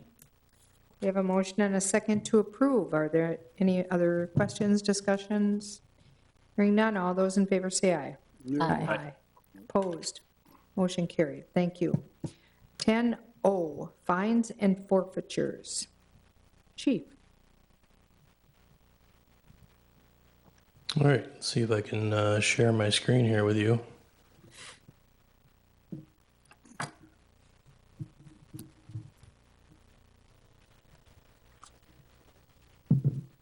This was, if you recall, this was a question that was posed by Trustee Kabaki last meeting when Greg was reviewing his financials as to why the fines and forfeitures are down. So immediately after he asked that question, I got on the computer and sent an email to Commander Murphy, who is our analytics guy and does a lot of our stats. So he gladly put together the information, and being the overachiever that he is, he actually put together this entire presentation. So he is also here to answer any questions that you may have when I get into specifics about the numbers. I think initially what needs to be said, everyone knows this, I'm sure, but I want to make sure that we reiterate again that Ashwaubenon Public Safety does not police for profit. We have not been pressured to do so by anyone, including you all on the board. Reliance on municipal revenue source is not a best practice. It's also been discouraged in the President's Task Force of the 21st Century Policing. And Wisconsin law, in fact, prohibits quotas for specific numbers of citations, complaints, warning notices of that nature. We can, however, use that as a performance metric when comparing fellow staff to each other. So to get into the details of the answer, when Trustee Kabaki asked me that, I said if you recall, I said the easy answer might be that we're writing less citations. However, it's more complex than that. This presentation will get into that. So part of the reason why fine revenue has dropped is due to the loss of a dedicated traffic car and state-funded traffic grants that were specific to Ashwaubenon. Some of you may recall that the state had grants that allowed us to bring on officers on overtime, and they were specifically focused in Ashwaubenon. The state doesn't do that anymore. State does it more regionally, so we have traffic grants that actually one time may be in Ashwaubenon, another time it might be in De Pere, the next time it might be in Green Bay. So all those citations that are being written are not coming to Ashwaubenon, they're going to municipal court for those. So we're losing that revenue as well. Fine revenue has dropped due to vacant positions and increase in overall APS activity levels. Being the statistic guy that he is, Commander Murphy just sent me a text saying that, oh, hey, by the way, with our vacant positions, over the last few years with retirement and resignations, we've lost 16 months of actual officers on the street being able to help us in this regard. So that's another one of those reasons. Fine revenue has dropped due to major retail stores closing, Shopco being one of those. There's also been a change in their retail theft policies. A lot of stores now won't call us for all the retail thefts. They may call us when an amount has gotten over a certain limit, or they may not call us all anymore. So a lot of those stores have changed their policies. Fine revenue has also dropped due to lack of staff dedicated to proactive enforcement activities. He referenced human trafficking. That was those enforcement activities are specific. We need to have staff that are dedicated to that, and those are things that Ashwaubenon Public Safety has done in the past to focus on some of those issues, and those fine amounts are actually really, really high. So some of those operations brought in a significant amount of revenue. That wasn't the purpose, obviously, of those operations. The purpose was to deter crime and to get rid of that bad element from our community. We just haven't been able to do that for some time because of staffing and call volume. So if you take a look at this slide, it talks about fines budgeted versus actual. So that blue line, if you look at that, that is what's been budgeted for fines and forfeitures. We don't control that. That is something that Greg does in finance. He sets that amount. The red line, if you look at, that is the trend in fines and forfeitures that have been going down and how we've operated internally. So if you'll note the drop in 2017, this coincides basically with the loss of our direct enforcement officer. We didn't recover in the fines in 2019 due to some turmoil, obviously, that you guys are aware of. The replacement traffic car was put back on the shift in 2020, and then we had COVID. So those are some of the reasons for that, for what we do. Now, if you guys have any questions on how those things are budgeted, I'll let Greg answer that at some point here during the presentation. 2016 to 2017, our staffing has changed. This talks about municipal court cases. So the blue bars are the sum of municipal cases. The red line is the sum of net court income. So you'll look at that. Some of our staffing has changed. We've had an intermittent traffic car. Our highest year was 2008. We had a dedicated traffic officer, direct enforcement officer. All he did was traffic. And if I remember, he wrote something like 1,100 citations by himself that year. So he was very proactive, and that was our highest year. As I mentioned, traffic grants, state grants have changed. So 2006 to 2008 was our peak when we had traffic officers specifically dedicated in the grants. And then it started following off after that because of sporadic traffic officer coverage and the grant activity going down. So if you focus on some of those years, the trends have been going down specifically because of staffing and direct enforcement in that area. Previous history, if you can see this, the blue line is against the sum of the municipal court cases. The red line is a sum of strictly the traffic DEO municipal citations, and then that green line was the sum of traffic grant citations. You'll see those, and as I talked about, those grants ended in 2016, so that went away. So you can see that the peak activity again was in 2008, and as we kind of lost our officer and our funding, the trend was down as well. So the reasonable benchmarks for us now, 2004 to 2005, that's comparable. 2014, 2017, 2018, those years are kind of comparable where we're at. But again, you need to, he put on here, note to drop in 2017, we had no local traffic grants that year at all, so there was really nothing. So that's why that green line ended in 2016. And please feel free to stop me at any point during this presentation. Otherwise, I'll just keep trucking along. Village traffic grants, the blue line is the sum of officer deployment slots, and the red line is the sum of traffic grant citations. We fielded grant-funded traffic patrols within the village from 2008 to 2016. We had a peak of nearly 180 extra traffic shifts in 2012. So with those grants and officers, we had a lot of extra enforcement in the village. Each deployment was manned by dedicated officers on overtime, patrolling in the village, issuing citations through municipal court here.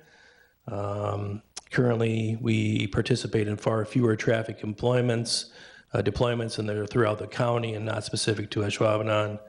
And of course, those grants fundings discontinued. So just to give you an idea of what it looked like when we had officers assigned July 2005 to July 2008, we had that dedicated officer. You can see that income and then those activities were spiked pretty high. January 2010 to 2012, that officer that was assigned was pulled to other things to include investigations. 2018, 2019, that officer that was dedicated was actually pulled back to shift. The direct enforcement officer in February 2013 to May 2017, they did a mix of things. It wasn't necessarily just directed on traffic. It was traffic and street crimes. There was a focus on prostitution and investigations. So the activity level of trafficking D, along with the traffic grant deployments, correlated with the historical variations in our court cases and revenue. This slide talks a little bit about what it looked like when our retail theft cases went down. So you can see the blue line is retail theft cases and the red line is just theft cases. So you can see when we started losing some of our big box stores, COVID and that type of thing, a very, very significant drop in our retail theft cases from 2015 to 2021. Also included this is some information on the mall. This red line is talking about Part 1 crimes, and the blue line is Part 2 crimes. The Part 1 crimes are the more serious offenses that also include theft, and Part 2 crimes are lesser crimes, drugs, disturbances, that type of thing. As you can see, those crimes have actually rebounded a little bit while the Part 1 crimes continue to decrease. Interesting, as he was going through this, he found some information on our drug-related ordinance citations. And what was interesting as we went through this is that drug activity has not ceased. It's not necessarily down, but the type of cases that we're doing are different. While we still have marijuana citations, they've decreased. And part of that is because as we all know, people use marijuana in different ways. They use them through vapes, they use them through edibles and things like that. Those aren't necessarily easy to detect. And so some of those citations may be reduced because of that. But again, it's interesting to note that some of the more dangerous drugs are more prevalent now, the heroin, the meth, that type of stuff. So we're running into those types of things. But those usually involve larger cases that go to the state or federal level. We don't necessarily see any from that. So those are bigger cases and moving on. Brian, on this one, the red line is what and the blue line is what? The red line is just the drugs and the blue line is the drug paraphernalia. Okay. This is a slide basically on some of the information that was conducted during the prostitution stings and stuff of that nature. So we had a significant drop in prostitution cases and citations. 2015, goes by 2015, 16, 17, all the way up. So if you start at 2015, that's that 41 number. No department resources were dedicated since 2017, really, to this. And that was part of the direct enforcement officer when they were vacated in 2017. Some officers have dabbled a little bit in this on shift when they're able to do that, and also investigations, but with their caseload, it's difficult to focus on that. To note, those fines during that time were approximately $1,000. So they were very significant. So that inflated the revenues a little bit during that time. Traffic stops. Tracy, I know you're interested in this one, so we thought we would put this in there for you. Thank you. So if you take a look at traffic stops back in 2015, which was the high, there was quite a few that took place, over 4,500 in 2015, and they've kind of steadily gone down a little bit. And again, that's due to the loss of a direct enforcement officer. That's due to the loss of grant funding. 2020, as you know, we had COVID. I thought 2020 we started to rebound again, and we rebound up a little bit again. And then in 2022, you can see we're on pace to, almost be in that 2016 level again. So the officers are doing a good job. We're focusing more on that. We're working on a strategic plan development. So I've appreciated the officers' response and their ability to get out there when they can. And as you can see, that's trending up again. So are the grants going to come back, or are they coming back for some of more of the traffic enforcement? Yeah, I don't think the grants are going to come back for individual municipalities like they used to. It's going to be more of that regional granting where you're moving all over from municipality to municipality. At least that's the word I've gotten so far. Go ahead. Brian, why are the numbers up when there's grants? You did say something, you have people on overtime in order to make that happen? Yeah. But, is that the only way that the grant money is used by people on overtime? That's what the state provides grant money for. So you can bring people in and you can get reimbursed for that overtime cost. So unless at some point you want me to budget for more overtime so I can bring in more officers on overtime, you're going to have to fund that as a municipality as opposed to the state providing funds for that. And that's what they've done locally up until, that 2017 timeframe. But they're not, as I just said, they're not going to do that locally. They're going to do that more regionally. So they're going to have task forces that we have now that go from different municipality to municipality. Part of that overtime condition is based on our contract with our union.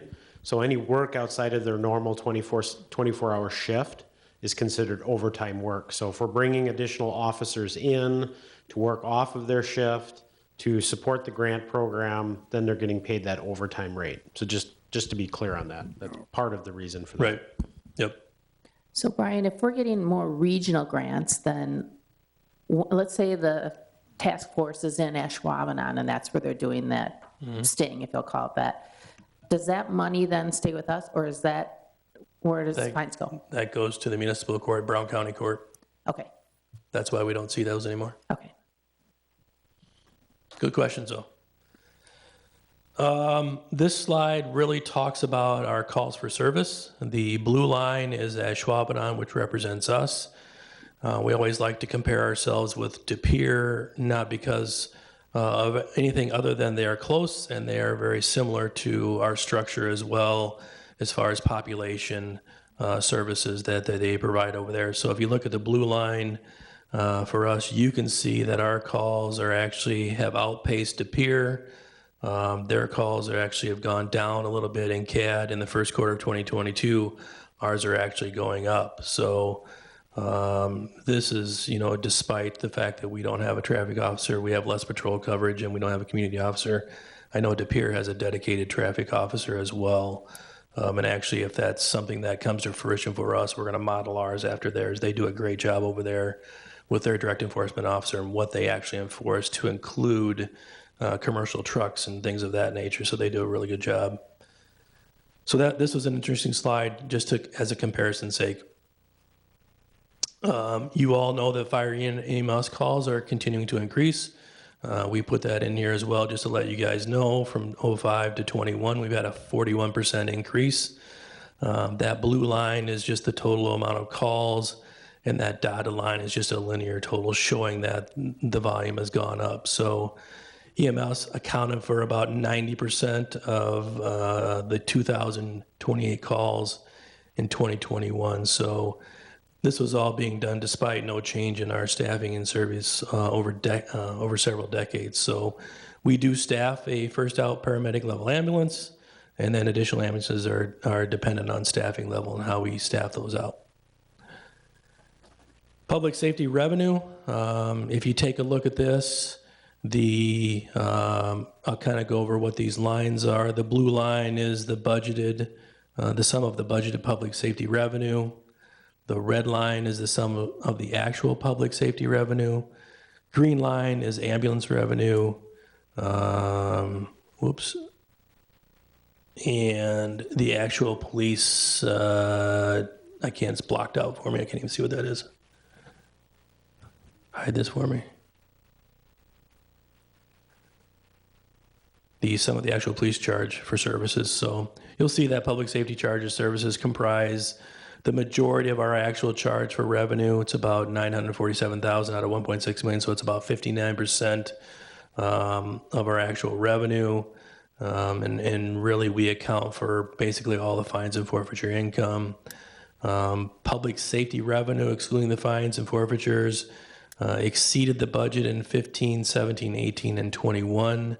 That's that red line that you see, and then it's largely driven by EMS revenue.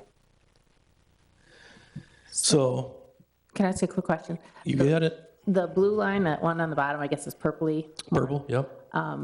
So you said that's police income, correct? Police charge for services. That is our charges that we charge, I would assume, for like Packer games, special events, and things of that nature. Okay, so if someone has a marathon coming through the community, that's the money goes into there as well. So it isn't just all tickets. Correct. Okay. Yep. So in conclusion, part of the reasons why the revenue is down, obviously, is the traffic grant deployments, staffing, no dedicated officer to enforcement, the increase in EMS calls, obviously with the public safety model results in officers being pulled and helping with those calls.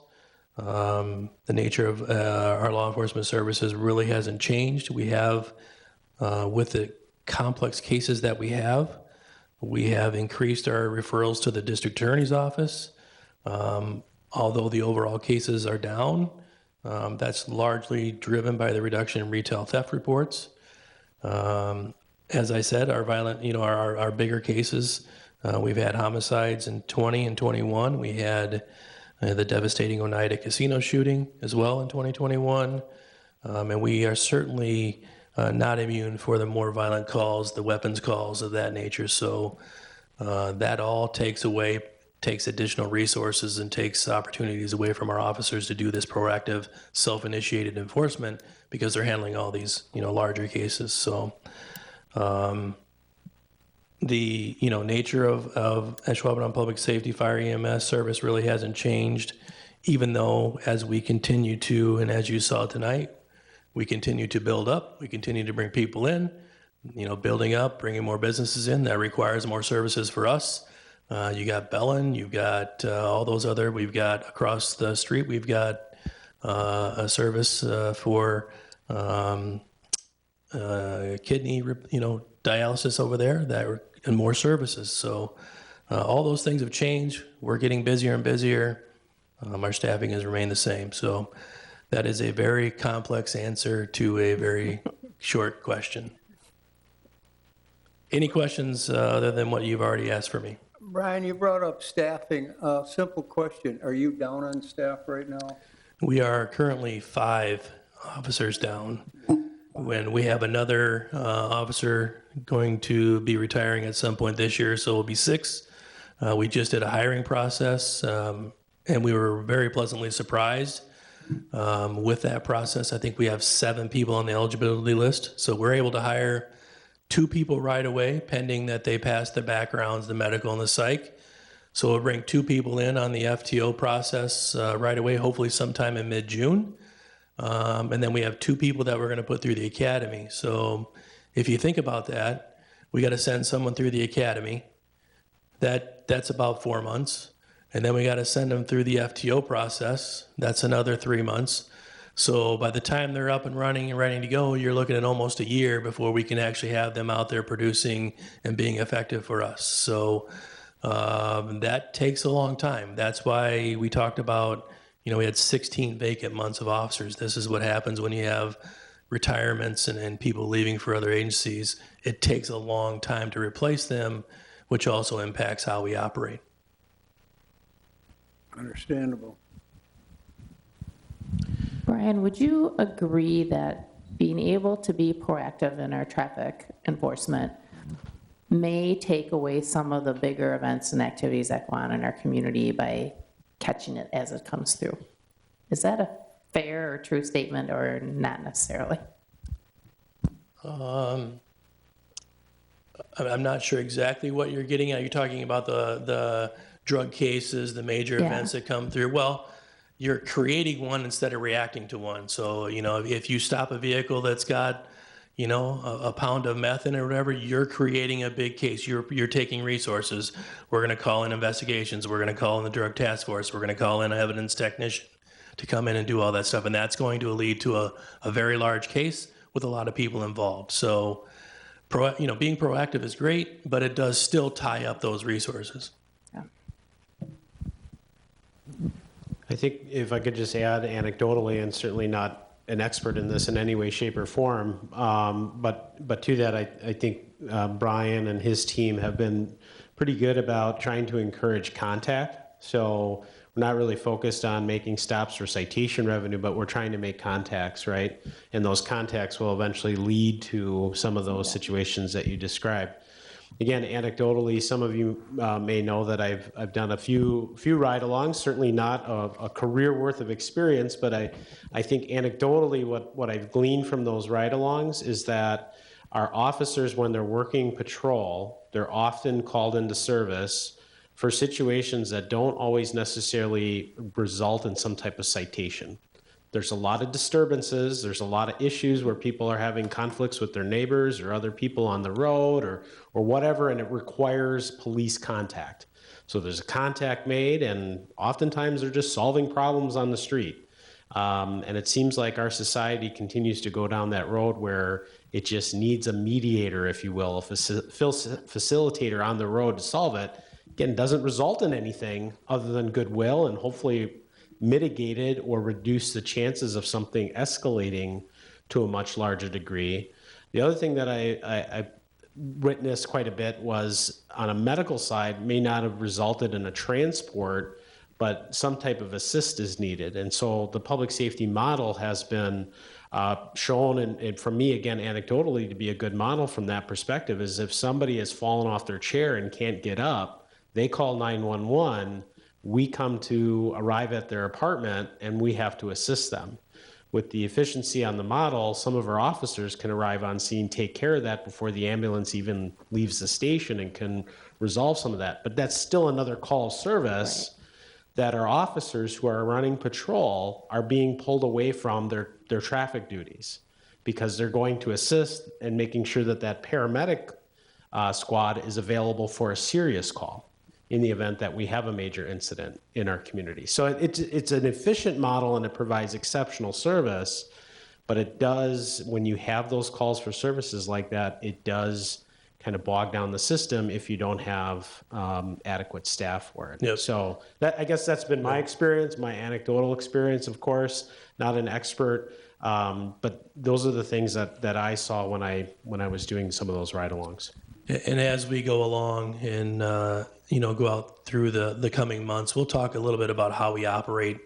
We talked about sharing with you all how efficient we are and how we operate, so you have a good understanding of why, when you have a call, why an officer responds, and then what that looks like with EMS and fire and all that stuff. So we'll kind of go through that, and we'll put together some more of the presentation, and a lot of it's already done.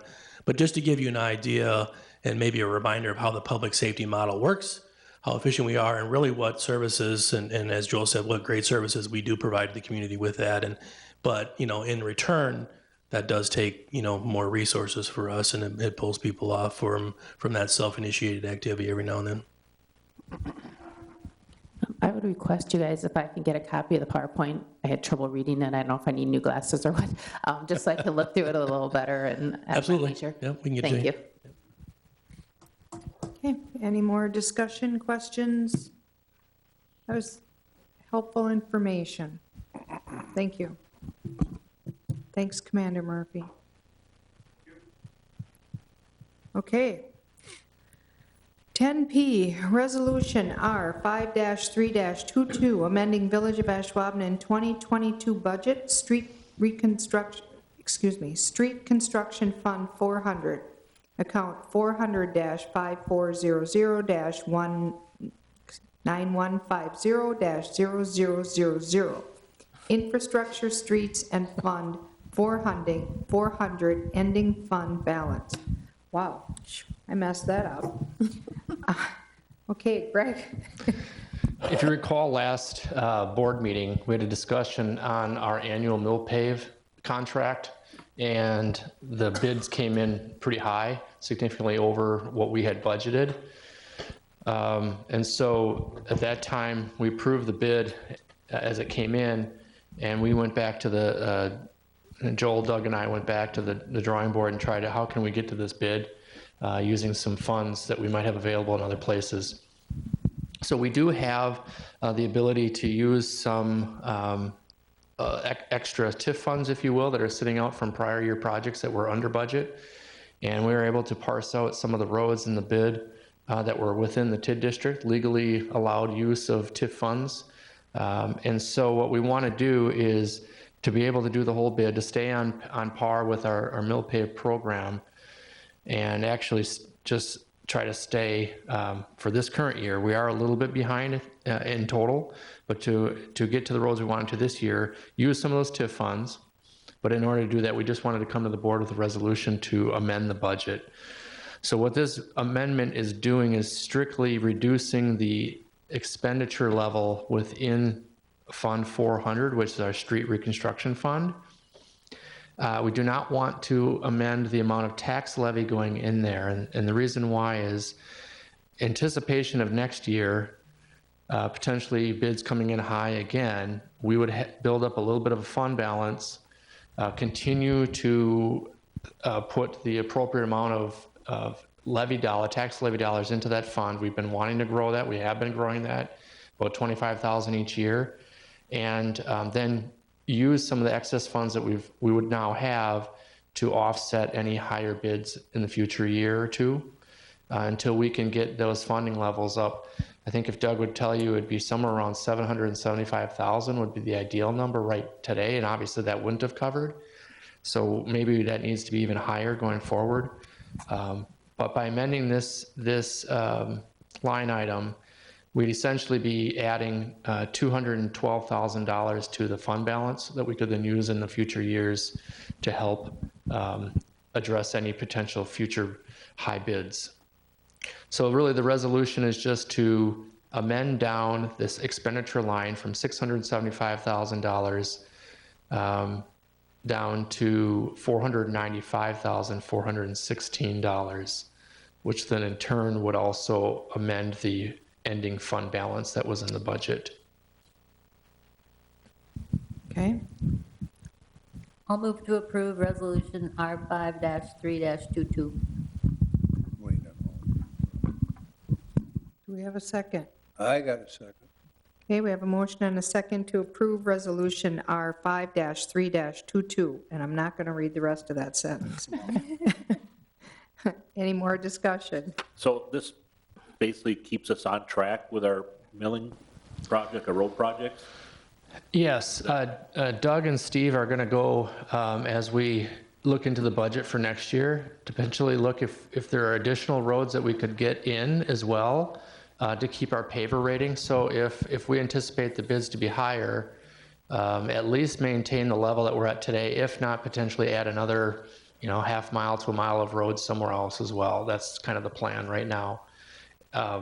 Construction costs are changing weekly, so we'll revisit it in the fall, and then obviously revisit it early in spring before the bids are put out, and then come to the board again next May. Yeah, okay. I like that. Like, I think I mentioned the last meeting that if it's not the number one, it's in the top two. The comments I get from constituents that it's roads. Right. We want to make sure our roads are. Right. And when I verified with bond counsel and R.W. Baird about the use of these TIF funds, is that allowable? He said to me, there's nothing more public purpose than roads. So it's a perfect use. Good. All right, and it keeps us out of the front page of the Press Gazette like it did today. We weren't there. Our associate to the big city was in there for potholes. So let's stay out of that paper with our roads. We're doing a good job, and let's continue that. Okay, we have a motion and a second to approve that resolution. Any more discussion? I just have one quick question. Can you go through where you're coming up with the 212, 959? I was adding those numbers and I could not, and I'm just not looking at it properly, but if you can just explain that real quick. There was already an existing increase to fund balance, so you're going to add 179,584 to that number to get a new ending balance of 212,959. Okay, God, I was like, where is that coming from? There are some funds sitting in there that have another purpose through a grant that we had in prior years, so we're using those for something different. Okay, all right, thank you. Okay, we have a motion and a second to approve Resolution R5-3-22. All those in favor say aye. Aye. Opposed? Motion carried. Thank you. Yeah, thanks for checking into that, you guys. I think it's a good idea to try to keep up with our, our street reconstruction, so I appreciate you guys looking into it. Before I go to number 11, which is items for next agenda, I just want to mention that Ashwabnan boys baseball is FRCC champs. So they won. I think that's great. First time, I think, since 2010. Wow. So it's pretty exciting for them. Okay, any items for next agenda? If you have anything, give the office a call. Number 12, closed session items. During the meeting, the village board of the Village of Ashwabnan may convene into closed session pursuant to Parent A, Wisconsin Statute Section 19.85, Parent 1, Parent E, to consider, discuss, act on deliberating or negotiating the purchase of public properties, the investing of public funds, or conducting other specified public business regarding the TIF developer's performance agreement with GenCap Dana Ashwabnan 75 LLC for tax parcel VA-56-4-1, where competitive or bargaining reasons require closed session. B, Wisconsin Statute Section 19.85, Parent 1, Parent E, to consider, discuss, act on deliberating or negotiating the purchase of public properties, the investing of public funds, or conducting other specified public business regarding tax increment financing request from Merge Urban Development for tax parcel VA-55-A, Phase 2, where competitive or bargaining reasons require a closed session. C, Wisconsin statute, section 19.85, parent 1, parent E, to consider, discuss, act on deliberating or negotiating the purchase of public properties, the investing of public funds, or conducting other specified public business regarding the potential purchase of 2305 San Luis Place, tax parcel BA-99-5, where competitive or bargaining reasons require closed session. D, Wisconsin statute, section 19.85, parent 1, parent E, to consider, discuss, act on deliberating or negotiating the purchase of public properties, the investing of public funds, or conducting other specified public business regarding collective bargaining negotiations with Ashwaubenon Public Safety Association or any public employee where competitive or bargaining reasons require closed session. The village board may thereafter reconvene into open session pursuant to Wisconsin statute section 19.85, parent 2, to report the results of the closed session and consider the balance of the agenda. I need a motion to go into closed session. Second. Motion and a second to go into closed session. Roll call, please. President Kardasky? Yes. Trustee Paul? Yes. Trustee Zerbal? Yes. Trustee Service? Yes. And Trustee Flukie? Yes. Okay. We can go into